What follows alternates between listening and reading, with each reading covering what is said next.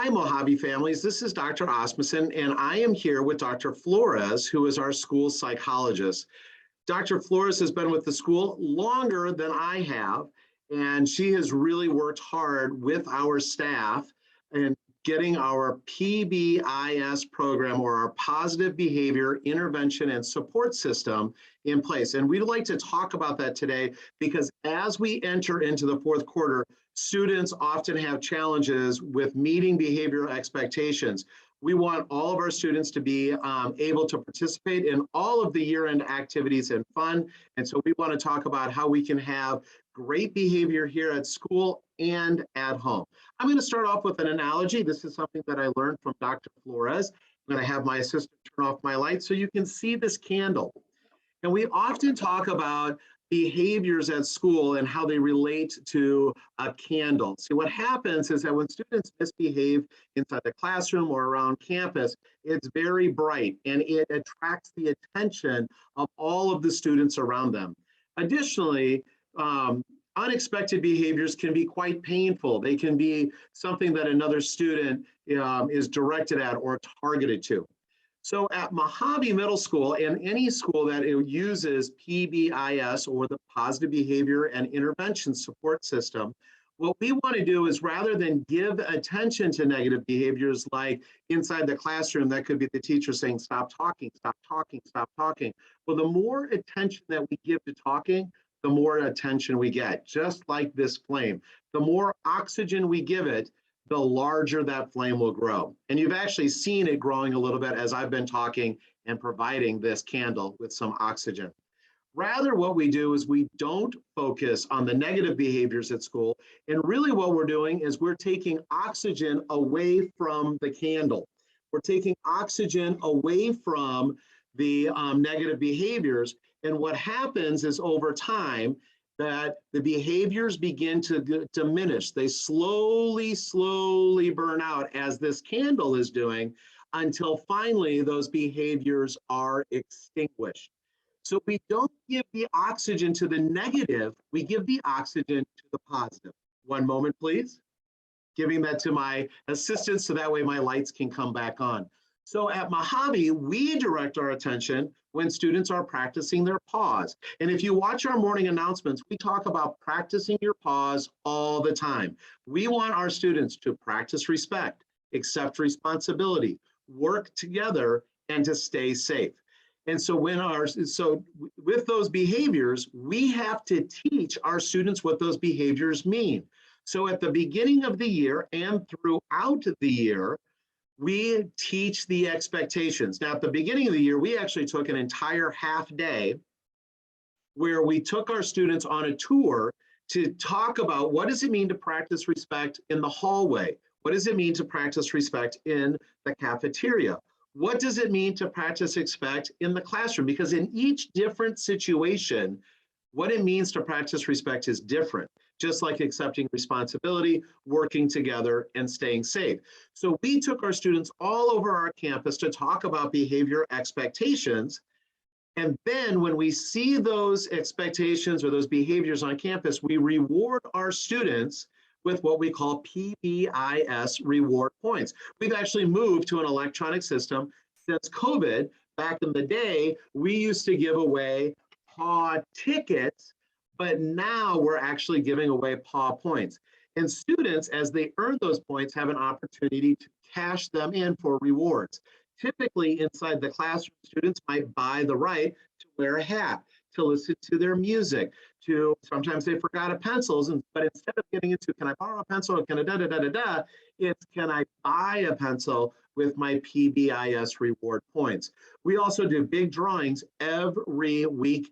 What we do is inside of, we create a raffle.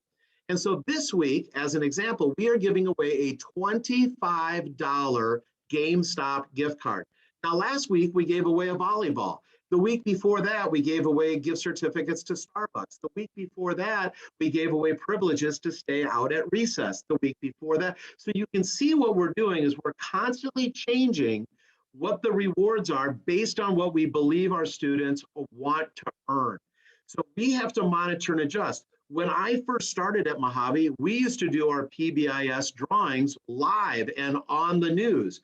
But we learned that our students didn't like that. They didn't want to be called out in front of the entire school. So we changed that and we started to do our drawings at lunchtime. And then we changed it. And we continue to monitor and adjust our program when we see our students doing the right thing and meeting the expectations on how we're going to reward them. That's one thing I can tell you about middle school students is they're always changing on how we're going to need to respond to either the things that they like or the things that they don't. With our PBIS system, we also talk about the consequences when the expected behaviors are not met.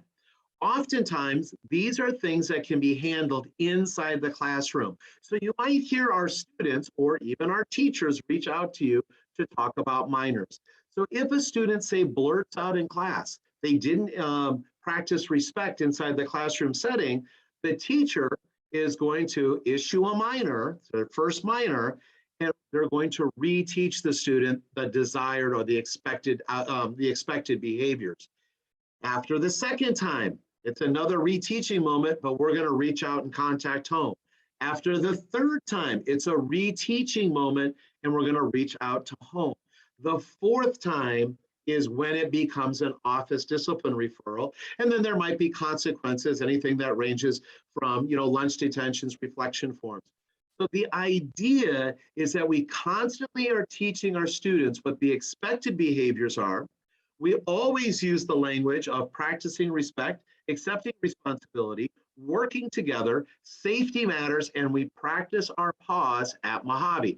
So on morning announcements, I might say something, students, today we have many guest teachers or substitutes on our campus. It is my expectation that we practice our pause when we are in a room with a guest teacher. So practice respect, accept responsibility, work together, safety matters. We use that language all the time. What we see then is a decrease in behaviors in the classroom, which means that there is an increase in teaching and learning time. So the reason that we do this is not only to ensure that we have proper behavior on campus, but we know that it's going to have a direct impact on our academics and your students' academics. Additionally, when we have a minor and a major system, it also means that the student can stay in the classroom, get a reteachable moment, and is not sent out of the classroom and is missing valuable instruction time. Mm-hmm. That's what we do here at Mojave Middle School. And I'm here with Dr. Flores to talk about some things that you can do at home so you can mimic the language and the way that we work with behaviors with our adolescent students. Dr. Flores, I turn it over to you. Thank you, Dr. A. Yeah, this is a very exciting topic for me. This is something that I have been passionate about for a very long time. I see how effective this PBIS framework is in schools, but I have also witnessed how effective it can be when implemented at home. So we wanted to use this opportunity to share with you what PBIS looks like at Mojave Middle School and how you can implement some of these practices at home. PBIS is a framework that helps create safe, positive, consistent environments. And like I said, it's very effective in schools, but it's also very effective in home. It also really helps building those positive relationships within the family. It's a more positive environment at home, just like we see it at school. I know that it can be challenging during middle school, and so it's a great way to also connect with your child and create that consistency in your home, especially if you have children with different ages and grades. Sometimes those expectations can be challenging, but by having those conversations as a family and creating this system, it can be very effective. So I want to start with going over briefly 4 PBIS practices that you can implement at home. So the first one, like Dr. A said, is creating that common language or those expectations or values. So at Mojave, we have our pause. So again, practicing respect, accepting responsibility, working together, and safety matters. And what you want to do is think about in your home, what are those 2 to 3 values or expectations that we want to focus on at home. We recommend that you use pause if possible because it creates that consistency and that common language between school and home. So you can look at and see, what does respect look like in the home? What does accepting responsibility look like at home? What is this, staying safe look like at home? So thinking about how do we implement that common language in our home and focusing on the routines that you have. So one is looking at overall value, but the second thing is, what does it look like? And the best way to look at it at home is, do we have particular routines that are important, like morning routine or bedtime or homework time or meal time? And looking at what does it look like to be respectful during those times? Or think about locations in your home, kitchen, bathroom, bedroom, and thinking about what does it look like to be safe in the bedroom or be safe in the bathroom or be respectful in the kitchen. A lot of families really like more of the setting up routines and looking at what does it look like to be respectful during bedtime or morning routine. So it's important to really identify and be specific about those routines and locations so that you have an opportunity to then teach it. Like Dr. A said, once we set up those expectations and rules in the different locations of our campus, the next big piece is teaching those expectations, providing the direct instruction. So at home, you can set up some time to really provide those opportunities to learn with your child. So let's say one of your expectations is to make your bed every day. You may want to, or clean your room, let's say more in general. You want to set up a time to go to the room with your child and teach them directly, what does it look like to clean your room? Because what your child may think is cleaning your room or being a clean room may be different than what you think. So it's really important to go in there and show them, like, let's make the bed. This is what making your bed looks like. Let's pick up everything from the floor. Let's put the dirty clothes in the dirty basket, and showing them this is what it looks like to be clean. You teach, you model, you practice, you allow them to discuss, you provide feedback, and that's how you provide those teaching of those skills and routines within the home. Just like Dr. A said, in school, we do stations, we spend a day going over different locations, teaching them, modeling, and allowing them to practice.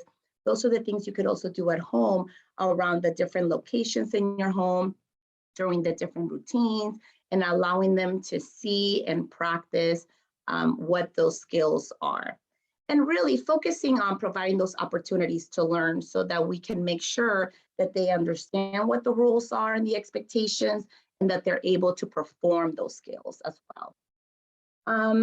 The other big piece about with PBIS is not just creating those expectations and providing direct teaching of those expectations, but it's also important to reinforce those skills. So the research says that whatever you pay attention to, you're going to get more of those behaviors. And that's why at Mojave, we focus on, we used to, like Dr. A said, use tickets, and now we use electronic points. And it's a way to provide positive feedback about those behaviors they're demonstrating. But we've also spent a lot of time training our teachers on how to catch students following those expectations. So we talk about that when we see a student, for example, raising their hand and practicing respect, we want to recognize the behavior so that behavior can occur in the future. So we may tell them, thank you for practicing respect and raising your hand. And then we can assign some points, and before we used to get some. In the same way at home is that when you see your child cleaning their room or making their bed, that you can use the same language and say, thank you for practicing respect and cleaning your room. So the reason we want to focus on those positive behaviors is they will be more likely to occur in the future. So you're increasing the behaviors you want to see. So the other great thing about reinforcement is that it creates, again, that positive interaction and the positive relationship building. Instead of focusing in school on all the things the kids shouldn't be doing, like stop that, stop talking, open your book, or at home, I told you to pick up your clothes, you haven't done your homework, why are you not listening? We want to really focus on the things they're doing well. I see that you're preparing yourself for homework. I saw that you hung your backpack. That was very responsible of you. It just creates a more positive interaction. It provides more opportunities to interact in a positive way, and it's going to increase those behaviors, and it's going to happen more in the future. So we look at the expectations that we want. We identify what they look like at home. We link it to routines or locations. We provide direct teaching. We allow them to practice. We make sure they understand what those behaviors look like. And then when they demonstrate those behaviors, we provide that acknowledgement, the positive reinforcement, and that feedback. And like Dr. A said, sometimes students are not going to make the best choices. They are going to make mistakes. So we do need to have a accountability system or discipline system that focuses on teaching and providing those opportunities to learn. So at school, we have a hierarchy of responses where teachers will provide prompts and teach and reteach, and they may have some reflection time and provide those opportunities to learn in the classroom how to respond to the situation differently and be more successful and show more of the expected behavior. And the same thing will happen at home. So you want to create a system of how to respond when your child is not meeting your expectations or not following the rules. And really talking as a family about those opportunities to learn, correcting the behavior, reminding them of the rules, reteaching the behavior, allowing them to practice. Because our goal is for students to know how to respond to the situation differently next time, or how to follow the expectations appropriately, or how to make better choices. And we can do that, again, by using these practices, setting expectations, teaching those expectations, reinforcing, and then providing those opportunities to learn when they do make mistakes. So by using these practices at home, you too are going to be seeing more consistency, more positive behaviors, more opportunities to interact in a positive way at home, but it's also going to help students and your child be more successful. Our goal is to set up students for success, have those predictable environments, learn what's expected within this environment so that they can be more successful. And Dr. A and I are going to be providing some resources. So if you want to learn more about PBIS and the practices at school and how you can incorporate these practices at home, we're going to have a summary for you. We're going to have some tools and resources, step-by-steps of how you can create the common language and expectations as a family, how you can identify those routines or locations, how you can identify the specific behaviors you want to see, come up with a lesson plan, develop your reinforcement system and your accountability and discipline system that focuses on the behaviors you want to see and providing those opportunities to learn. Thank you. And a great example might be something like this. Oftentimes, we might see students that are not doing their homework and their grades are poor. And parents will often begin to take privileges away or begin to take items away. You can't have your cell phone, you can't have your Xbox, those kinds of things. What we have to remember is with middle school students, they have a very short attention span, and they may not be able to go a quarter or 2 weeks or even a full week without getting paid. And so sometimes we think about taking things away. I'd like to have parents think about what you can provide your student in terms of rewards. So as an example, if you turn in your homework, you get to use your cell phone. Or right. If your grades are going up, you get your privileges back. So it's a way to rethink the things that we've always kind of done, So it's just a slightly different way to think about it. If you're interested, so you found the link for the Coffee with the Principal. Right underneath there is where we're going to place the links for the resources. But don't hesitate to reach out to me, Dr. Asmussen, here at the school, or reach out to Dr. Flores, Ms. Tyndall, our counselors. We are here to help you support your children so your students can be successful both here at school and at home. We appreciate you watching this Coffee with the Principal. Dr. Flores, do you have one last thing to share? I did. I was just going to say that we're going to provide you with ideas of how you can track and reinforce the behavior, like giving points or having a jar of marbles and things like that, so that you can mimic the system that we're using here at school, where they can earn privileges, like you mentioned, Dr. A. So we're going to have all these great ideas and resources for you to review. And of course, contact us if you have any questions. We'll be glad to help. Awesome. We appreciate the homeschool team, and stay mighty Mojave.